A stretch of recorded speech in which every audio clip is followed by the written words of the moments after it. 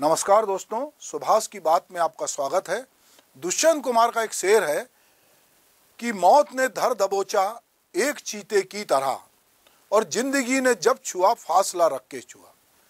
तो दरअसल चीता जो है वो जिस तेजी से लपकता है या उसकी जो गति होती है, उस गति को लेकर बहुत सारी बातें होती है कि चीते जैसी फुर्ती होना चाहिए, चीते जैसा तेज होना चाहिए। पर अभी हम इधर के दिनों में देखते हैं कि मध्य प्रदेश के कूनो नेशनल पार्क में एक और चीते की मौत हो गई। इस मादा चीते की मौत की वजह पता लगाई जा रही है। इस तरह 26 मार्च से अब तक 9 चीतों की मौत हो चुकी है। इनमें 3 शावक भी शामिल हैं जिनका जन्म कूनो में हुआ था। जिस चीते की मौत हुई है वो कई दिनों से बाड़े से बाहर था। साथ ही ये भी बताया जा रहा है कि पिछले 10 दिनों में इनकी तलाश जो है वो वन विभाग कर रहा था। बुधवार सुबह टिबिलिसी नाम की ये मादा चीता मृत हालत में पाई गई। लगातार हो रही चीतों की मौत के बाद प्रोजेक्ट चीता को लेकर सवाल और सियासी बयान तेज हो रहे हैं। कांग्रेस नेता कमलनाथ ने इसको लेकर कहा है कि राजहट में बेगुनाह वन्य प्राणियों की भेंट चढ़ाना निंदनीय है। गौरतलब है कि सुप्रीम कोर्ट ने चीतों को भारत लाने की मंजूरी 2020 में दी थी। उसके बाद यहाँ के अधिकारी और स्टाफ ट्रेनिंग के लिए जो है वो नामीबिया और साउथ अफ्रीका गए थे और वहां से कई बार एक्सपर्ट यहाँ आए। इस तरह 3 सालों में चीते के नाम पर करोड़ों रुपए खर्च किए गए। पिछले साल प्रधानमंत्री नरेंद्र मोदी के जन्मदिन के मौके पे 17 सितंबर को नामीबिया से 8 चीतों को भारत लाया गया था। प्रधानमंत्री नरेंद्र मोदी ने खुद इन्हें बाड़े में छोड़ा था। इसके बाद दूसरी खेप भी इस साल 18 फरवरी को दक्षिण अफ्रीका से 12 चीते भारत आए और इन्हें भी कूनो नेशनल पार्क में छोड़ा गया। इस दौरान देश भर के मीडिया ने इसे खूब बड़ा कवरेज दिया और ऐसा एहसास कराया कि अब देश के जंगल में बहुत बड़ा बदलाव आने वाला है।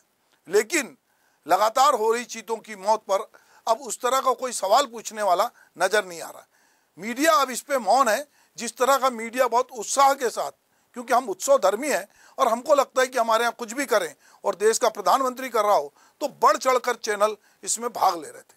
इस साल 27 मार्च को नामीबिया से आए एक चीता सासा की मौत हो गई। उसके बाद एक 9 चीतों की मौत हुई। इसमें शावक और वयस्क दोनों चीते शामिल हैं। सुप्रीम कोर्ट ने भी कूनो में चीतों की मौत पर चिंता जता चुका है। कोर्ट ने 20 जुलाई को केंद्र सरकार से कहा, राजनीति से ऊपर उठकर कूनो में कुछ चीतों को राजस्थान शिफ्ट करने पर विचार करना चाहिए। क्यों नहीं आप राजस्थान से कोई अच्छी जगह ढूंढते। सिर्फ इसलिए कि राजस्थान में विपक्षी दल कांग्रेस की सरकार है, इसका मतलब यह नहीं कि आप इस प्रस्ताव पर विचार न करें। कोर्ट ने यह भी कहा कि अफ्रीका और नामीबिया में जितने चीते लाए गए थे उनमें से 40% की मौत हो चुकी है। इन्हें भारत लाए हुए भी अभी 1 साल पूरा नहीं हुआ। मौत का यह आंकड़ा अच्छी बात नहीं है। हम देखते हैं कि जो वन्य जीव संरक्षण अधिनियम 1972 है, इसमें जंगली जानवरों और पौधों को की जो विभिन्न प्रजातियां उनके संरक्षण, उनके आवास के प्रबंधन, जंगली जानवरों और पौधों से बने उत्पाद के व्यापार, विनिमय और नियंत्रण के लिए एक कानूनी ढांचा प्रदान किया गया है। इसमें जो लुप्त प्राय प्रजाति जो है उनको भी संरक्षण की आवश्यकता बताई गई है और जो लोग इस कानून का उल्लंघन करते हैं उन व्यक्तियों के विरुद्ध कठोर कार्रवाई की जा रही है और की जाती है। और हमारे यहाँ पूरे भारत में जो इस तरह की जो प्रजाति है उनके शिकार पे प्रतिबंध है, सिवाय ऐसे कि जो मानव के लिए खतरा हो जाती है। जैसे हम कहते हैं कि कोई आदमखोर हो जाता है तो अब उसका शिकार किया जाता है। हमारे यहाँ हमने देखा कि पिछले दिनों जो कृष्णमृग है, काला हिरण है, जिसको लेकर के हमारे देश में एक बड़ा बवाल मचा। एक एक्टर को भी जो है एक लंबे मुकदमेबाजी से गुजरना पड़ रहा है। तो हमारे यहाँ एक प्रजाति है जो हिरणों की रक्षा करती है या जानवरों के साथ प्रेम रखती है। जो लोग पशु जीवन से प्रेम रखते हैं वो लोग निश्चित रूप से देखते हैं कि पशुओं को किसी तरह की हानि ना हो। हमारे यहाँ स्नो लेपर्ड भी जो है, हिमालयी भालू है, ये सब जो है ऐसी, और एशियाई चीता जो है, ये सब इनको संरक्षित किया गया है। बहुत सारे जो हिमालयन काला भालू है और भारतीय नाग है, ये भी एक संरक्षण सूची में इनको शामिल किया गया है। दरअसल हम देखते हैं कि जो प्रजाति विलुप्त होती है उसकी सुरक्षा के लिए और संरक्षण के लिए काफ़ी प्रयास लगातार हो रहे हैं और बात की जा रही है। अभी हमारे देश में शेरों की संख्या कम हो रही है और उस कम होती संख्या को लेकर भी हमारे देश में चिंता जाहिर की गई और जगह जगह ये कहा गया कि शेरों को बचाने की कोशिश की जाए। और इसमें अमिताभ बच्चन से लेकर तमाम बड़े एक्टर और राजनेताओं ने कहा कि हम शेरों का संरक्षण करें। और हमारे देश में पिछले सालों की तुलना में निश्चित रूप से शेरों की संख्या बढ़ी है और कहीं ना कहीं उसकी वजह यह है कि हमने शेरों को संरक्षित किया है। पर हम बाकी प्रजातियों को, जैसे हम तेंदुआ है, उसके प्रति हमारा कोई ध्यान नहीं है। हम देख रहे हैं कि हम छत्तीसगढ़ में रहते हैं, यहाँ पे हाथियों के लिए कॉरिडोर बनाने की बात हुई है। हाथी अभी हमारे गांव तक गलियों में घुस जाते हैं और खाने के लिए बहुत शहरों तक आने लगे हैं। आए दिन अंबिकापुर से, सरायपाली बसना के आगे से, कभी आरंग के पास से खबरें आती हैं कि हाथी हमारी तरफ आ रहे हैं। ऐसे तो हाथी मेरे साथी कहा जाता है और हमने इस पर फिल्में भी देखी और हाथी को हमने अक्सर बच्चों को चढ़ाते हैं लोग, बच्चे महारत उस बच्चों को घुमाता भी हाथी पे। पर वो हाथी बहुत बार जब जंगल में होता है और उसको खाने पीने नहीं मिलता है तो वो खाने पीने की तलाश में गांव की ओर, शहर की ओर आता है। और छत्तीसगढ़ में इधर हाथी जो आ रहे हैं उनको लेकर भी एक चिंता जाहिर हो रही है। तो हम बात कर रहे थे कि छत्तीसगढ़ में भी जो है टाइगर प्रोजेक्ट हैं और ये टाइगर प्रोजेक्ट में अगर हम मध्य प्रदेश में कहें तो मध्य प्रदेश में काफ़ी टाइगर हैं और राजस्थान में गिर में बहुत टाइगर हैं। पर अगर हम छत्तीसगढ़ की बात करें तो छत्तीसगढ़ में उस तरह से टाइगर का संरक्षण नहीं हो रहा है जैसे कि मध्य प्रदेश में हो रहा है।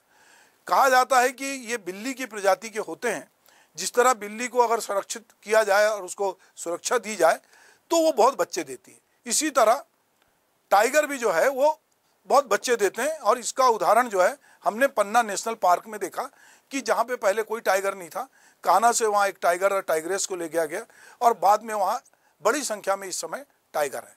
सवाल ये है कि हम किसी भी वन्य जीव को जब अपने पास लाते हैं या उसको एक विपरीत एटमॉस्फेयर में रखते हैं तो हम देखते हैं कि वो कितना सर्वाइव करेगा, क्या वहाँ की जलवायु उसको सर्वाइव करती है।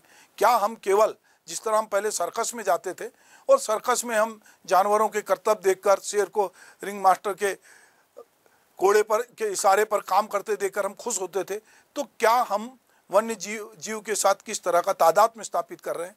क्या बढ़ती हुई आबादी, कम होते जंगल या जिस तरह का एनवायरनमेंट चाहिए, क्या हम वो उनको उपलब्ध करा रहे हैं? हम उसको आगे बढ़ाते जा रहे हैं? तो ये हमको देखना पड़ेगा कि हम जिन जीव जंतुओं के साथ या जो हमारे जंगली पशु हैं जो लगता है कि कई बार मानव को क्षति पहुंचा सकते हैं, हमारा उनके साथ व्यवहार क्या है। हमारे देश में टाइगर टास्क फोर्स का गठन किया गया और उसके बाद बाघ संरक्षण को सुदृढ़ करने के लिए 2005 में NTCA का गठन भी किया गया। भारत में इस समय 674 शेर हैं। हर 5 साल में शेरों की गणना होती है।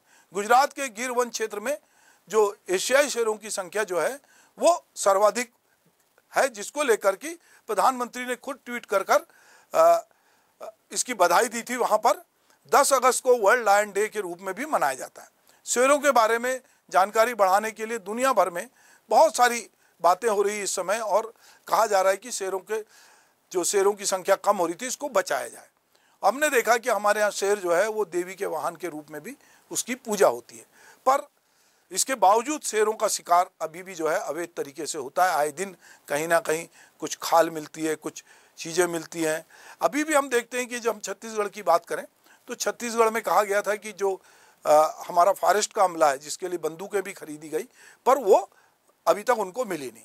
देशों में शेरों की संख्या में पिछले साल की तुलना में 29% का इजाफा हुआ और जिसके बारे में प्रधानमंत्री ने सबको उनके साथ शेरों के साथ अपनी तस्वीर को ट्वीट करके गुजरात के फॉरेस्ट के जो संख्या बढ़ी है उसको लेकर उन्होंने सबको बधाई दी।